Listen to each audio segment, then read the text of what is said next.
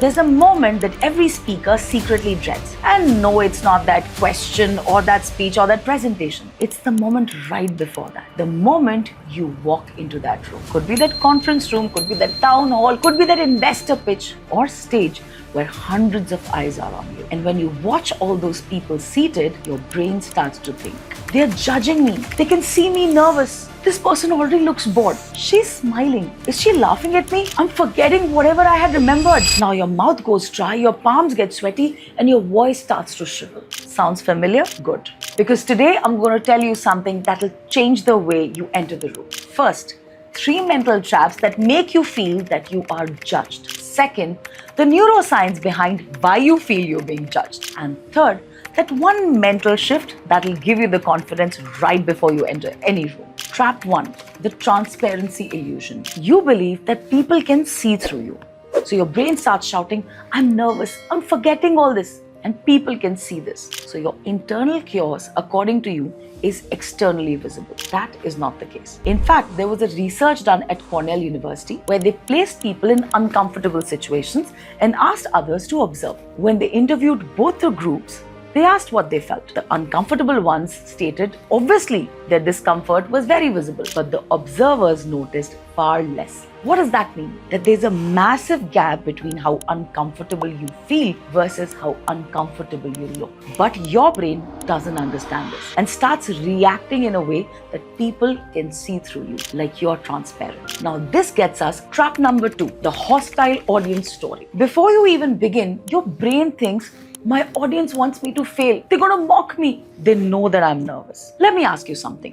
When was the last time that you took precious time of your life just to watch something fail? You didn't, right? Now, most people don't attend something they want to see fail and crumble. They attend because they want something. Clarity, insight, motivation, inspiration, but something valuable. Understand the science behind it. Mirror neurons. See, when you watch a movie and an actor feels emotional, don't you feel that your eyes start watering? On the other hand, if there's a comic scene and everybody's laughing, you also smile. The same thing happens in the room. When you walk into the room feeling nervous, uptight, and shivering because you're not confident, the room will reflect that uncomfortable energy. But if you walk into the room so sure of yourself, shoulders wide apart, breathing and smiling happily, your room will reflect back the same energy. So no, my friend, the room is not there to attack you. It's there to reflect back the energy that you are exuding. Trap 3, the purpose trap. Now, this is the one where everybody makes a mistake. When you enter the room, in your mind, you're like, I have to impress someone, I have to prove myself, I have to be perfect. Tell me one thing. When you enter the room, what is the purpose? Any audience, big or small, sits in front of you because they want something from you. Maybe the next step, maybe a solution, or maybe a story that changes their life. They're not there to see you impress them, because then you don't connect. So what I'm asking is, before you enter the room, decide what is the direction, what is the purpose of you speaking to your audience, so that your brain has a direction to move forward and it doesn't get lost between I'm trying to perform, I'm trying to be perfect, and I'm just speaking something that doesn't connect with people. Now, here's the tool that you've been waiting for. Ask this one question before you walk into any room or any stage.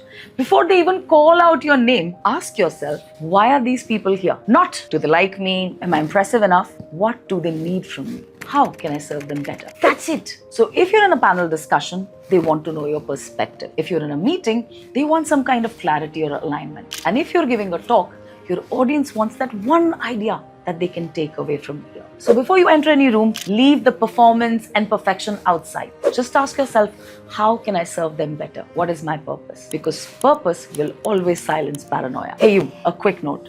If you still feel a little overwhelmed in high-stakes situations, you feel like you repeat yourself, you ramble, and you feel unsure every time you say something, check out the captions. There's a form, go fill it, and we'll figure out a communication strategy to make you a world-class speaker who can give their opinions with confidence. So by the end of this video, I want one message for you. Enter the room with a purpose. And if you found that this video resonated with you and gave you a perspective about how you enter a room with an attitude of helping others, make sure to subscribe and make sure to share it with someone who could find this helpful.